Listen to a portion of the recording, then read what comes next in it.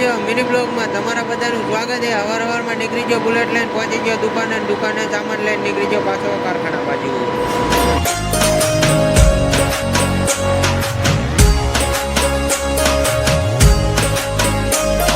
પહોંચી ગયો સીધો કારખાને આવીને જોયું ત્યારે હતું આપણું કારખાનું બંધ।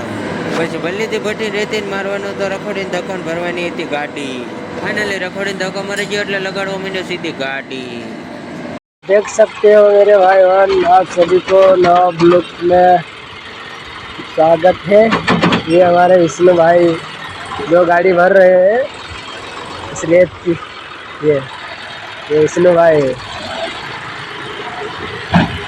भर दिया। अभी तो पूरा हो गया है, थोड़ा और 2-3 बकेट। धन्यवाद। गाड़ी भरे गई એટલે સીધો આવી ગયો એર મારવા અને માટી ખાતું કરી નાખ્યું છે ચાલુ। લોડરમાં એર બેર મારીને કમ્પ્લીટ કર્યો ને આવી જાય એક બીજી ગાડી, એ ગાડીને લગાડી દીધી। ફાઇનલી ગાડી ભરે જઈને આવી ગયો સીધો એર મારવા। તો બસ આજના વિડીયો બસ આટલું જ। વિડીયો સારો લાગ્યો વિડીયોમાં લાઈક કરતા જજો।